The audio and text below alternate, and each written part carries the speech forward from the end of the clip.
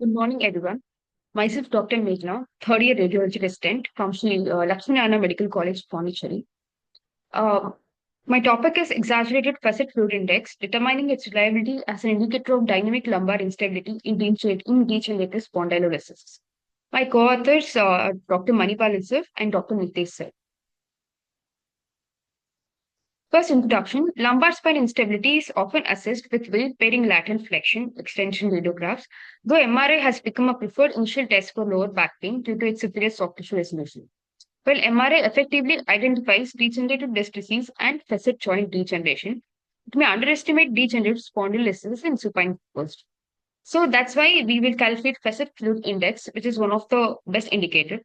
This study investigates the incidence of exaggerated fluid in the L4 and L5 facet joints on supine axial due to MRI and its correlation with lumbar instability in patients with symptoms of lumbosacral degenerative disease.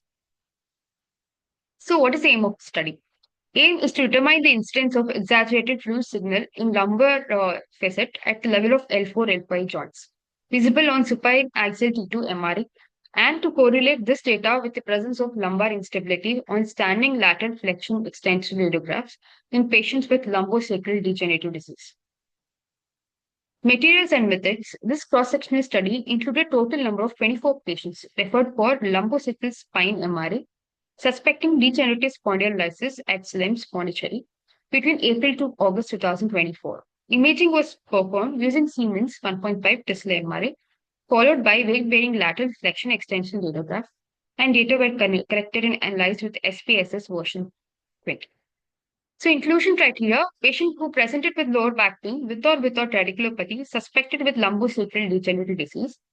Exclusion criteria previous lumbar surgery or trauma, scoliosis, spondylolysis and lytic spondylolisthesis, skeletal dysplasia, and rheumatoid arthritis. Among 24 patients who underwent lumbar spine MRI, 8 had a positive facet fluid index around 1.3 to 1.5 mm. Of this, only 2 showed grade 1 lysis, which is evident on supine MRI. Weight-bearing lateral flexion extension radiographs were performed for the 8 patients with a positive facet fluid index, revealing radiographic evidence of grade 1 lysis in 6 patients.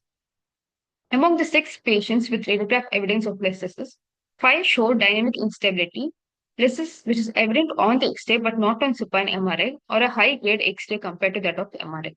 And 1 exhibited static instability, that is lysis grade remained unchanged on both MRI and X-ray. So in this first image, schematic image, that's a clinical representation. It's a pie chart. So here, 29% patient had isolated back pain, and 16% had right-sided radiculopathy, 16% left-sided radiculopathy, whereas 37% had bilateral radiculopathy. Second image is bar diagram. Here, we can see the facet joint degeneration rates. 5 patients did not have any lysis or facet joint degradation, whereas 7 patients had grade 1 lysis or facet joint degeneration. 8 patients had facet joint degeneration, which is grade 2, and grade 3, 4 patients had. So next is the pie chart. Here we can see 16% with static instability and 83% with dynamic instability. In this bar diagram, we can see the comparison between MRI and X-ray. Two patients had grade 1 lysis, whereas grade 2 0 patient. In X-ray, almost 5 patients had lysis in X-ray, and 1 patient had grade 2 lysis in X-ray. So case 1, dynamic instability. The first image, it's a T2 sagittal image. At level of L4, L5, we can see there is disc bulge, there is loss of lumbar lordosis. At the same level, if we see MRI T2 axial section, we can see there is asymmetrical facetal fluid effusion. In left, it was measuring around 4.6 mm, which is increased as normal being less than 1 mm. In the right side, it was less than 1 mm. So then weight-bearing X-ray was taken for the same patient. At this level, we can see there is listhesis. Next case, static instability. In this sagittal T2 weighted image at the level of L4, L5, we can see there is disc bulge and there is narrowing of spinal canal. there is loss of lumbar lordosis. Same level T2 axial section, we can see there is asymmetrical facetal fluid effusion, that's the joint effusion. On right side, it was around 1.8 mm, which is increased. Then X-ray was taken, the weight bearing X-ray. In that, at the level of L4, L5, we can see the listhesis. So discussion, in a study by Jin G. et al., 51 patients were included in the study. 28, that is 55% of whom had facet fluid noted on MRI. Of those patients who did have facet fluid in the MRI, 23 of 28 had instability on the flexion lumbar radiograph, and 5 out of 28 had no instability.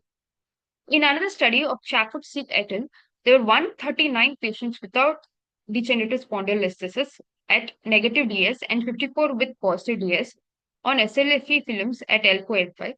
For both groups, facet joint effusions were also found to be significantly larger in patients with grade 2 or less osteoarthritis than in patients with grade 3 osteoarthritis. 22% of the listhesis were not detectable on supine MRI.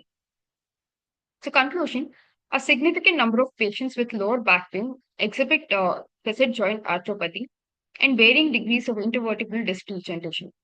Dynamic lumbar instability was common, underscoring the value of weight-bearing radiographs and complementing MRI for diagnosing lumbar instability.